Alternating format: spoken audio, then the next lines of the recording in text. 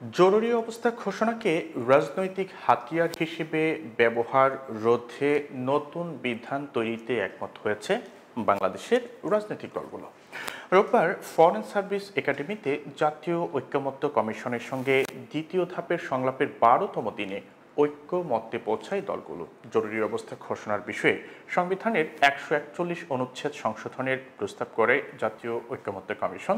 সেখানে বলা হয়েছে যে ১৪১-এর ক এর এক ধারা মতে রাষ্ট্রপতির নিকট যদি সন্তোষজনকভাবে প্রতীয়মান হয় যে এমন জরুরি অবস্থা বিদ্যমান রয়েছে যা যুদ্ধ বা বহিরাক্রমণ বা অভ্যন্তরীণ বিদ্রোহের দ্বারা বাংলাদেশ বা উহার যে কোনো অংশের নিরাপত্তার বা অর্থনৈতিক জীবন বিপদের সম্মুখীন, তাহা হলে তিনি অনধিক ৯০ দিনের জন্য জরুরি অবস্থা ঘোষণা করিতে পারিবেন।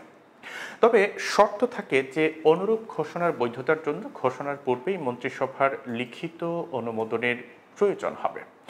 বর্তমান সংবিধানে ১২০ দিনের কথা বলা আছে। একই সঙ্গে জরুরি অবস্থা ঘোষণার বৈধতার জন্য ঘোষণার পূর্বেই প্রধানমন্ত্রীর প্রতি স্বাক্ষর প্রয়োজন হবে। জরুরি অবস্থা নিয়ে গত ৭ এবং ১০ জুলাই আলোচনা হয়। এর প্রেক্ষিতে শুরু হয় রোববারের আলোচনা। রোববারের সংলাপে জরুরি অবস্থা ঘোষণার জন্য প্রধানমন্ত্রীর প্রতি স্বাক্ষরের পরিবর্তে মন্ত্রিসভার অনুমোদনের বিধান যুক্ত করা নিয়ে রাজনৈতিক দলগুলোর মধ্যে দ্বিমত দেখা যায়।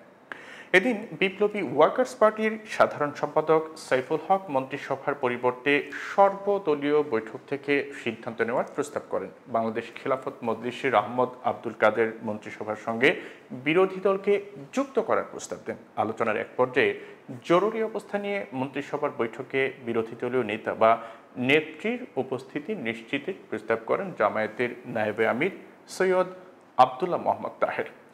এই প্রস্তাবে সমর্থন জানান বিএনপির স্থায়ী কমিটির সদস্য সালাউদ্দিন আহমেদ। পরে ইসলামী আন্দোলনের প্রেসিডিয়াম সদস্য আশরাফ আলী আকন বিরোধী দলীয় নেতা না থাকলে কে উপস্থিত থাকবেন তা নিয়ে কথা বলেন। তিনি শেষ সুযোগ রাখার প্রস্তাব করেন। এ সময় প্রধান উপদেষ্টার বিশেষ সহকারী মনির হায়দার জানান যে বিরোধী দলীয় উপনেতা ও মন্ত্রী পদমর্যাদার পরে সিদ্ধান্ত হয় যে জরুরি অবস্থা ঘোষণার জন্য প্রধানমন্ত্রীর প্রতি স্বাক্ষরের পরিবর্তে মন্ত্রিসভার অনুমোদনের বিধান যুক্ত করা। মন্ত্রিসভার বৈঠকে সংসদের বিরোধী দলীয় নেতা বা নেত্রী বা তার অনুপস্থিতিতে বিরোধী দলীয় উপনেতা উপস্থিত থাকবেন।